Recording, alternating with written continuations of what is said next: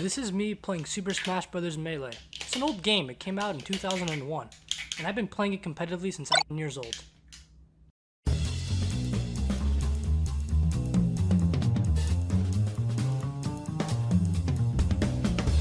In the world of gaming, Super Smash Bros. Melee is a special case. It was developed and published in just 13 months in November 2001 on the least popular console at the time. This game about Nintendo characters fighting each other has somehow spawned a 20-year-old passionate Discourse community that still plays the game competitively to this day. Before we can talk about Melee, however, we have to answer a few questions about the term I just brought up, Discourse community.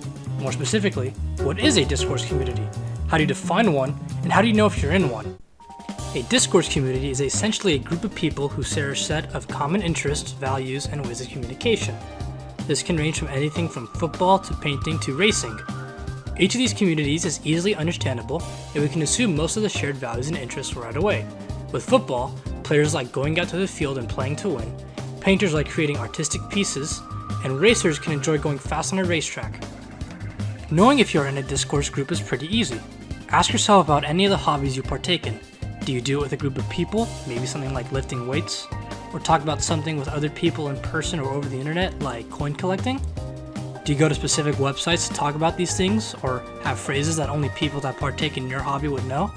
Chances are, you are in a Discourse group, even if it is an incredibly niche one. Now that we know what a Discourse community is, it is safe to say that the Super Smash Bros. Melee scene fits the criteria for a Discourse community. The players all share a similar reason for competing, there are multiple ways of communication, vernacular unique to just the Melee scene, and many more reasons I will discuss. Everyone that has joined the scene has 3 common goals in mind: to see how good they are at the game, improve their tournament results and win, or just to socialize with some like-minded people. Most are all 3, including myself. I first got into the scene in 2013 when I was 10 years old. I saw the tournament Evolution being live streamed with a couple of friends. Despite the game being 12 years old at the time, the livestream was so popular that it breathed new life into the game. We would compete against each other, but my first actual tournament came when I was 10 years old. It was an out-of-state tournament where I miraculously beat a couple of semi-professional players and got to a 3rd place finish out of 56 players. My dad even bragged about it on Facebook. Look at me now, Pops. Since it is a competitive Discourse community, the main meetups and hangouts for members are through tournaments. The majority of tournaments are local and are organized through various social media websites, mainly Facebook and Twitter. These social media pages also host various discussions about what's going on in the local scene, highlights, or simply advertising tournaments. Before COVID, these local tournaments could be hosted anywhere: a backyard, a school classroom, or even FIU's own Graham Center. Every Fridays at 8.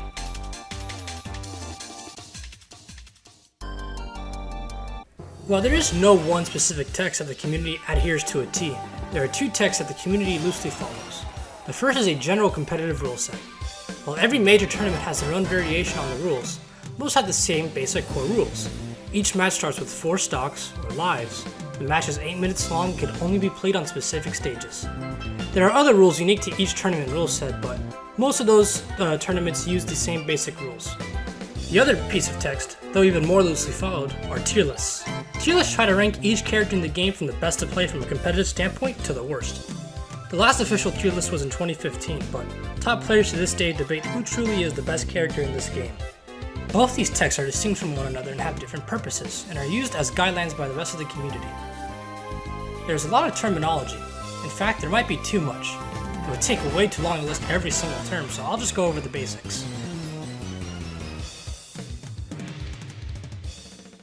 Stocks are your character's lives. Each player starts with 4, and you lose 1 when you go off the screen too far. The first person to lose all 4 loses the game. Wave dashing is the act of directionally dodging in the air toward the ground. When you dodge in the air, your character speeds up tremendously but comes to a halt very quickly. But aiming at the ground lets you keep your momentum and adds another way to move around the stage rather than just running and jumping. Dash dancing is the act of running back and forth on the stage trying to bait your opponent into doing a move and then punishing their move if you do it correctly.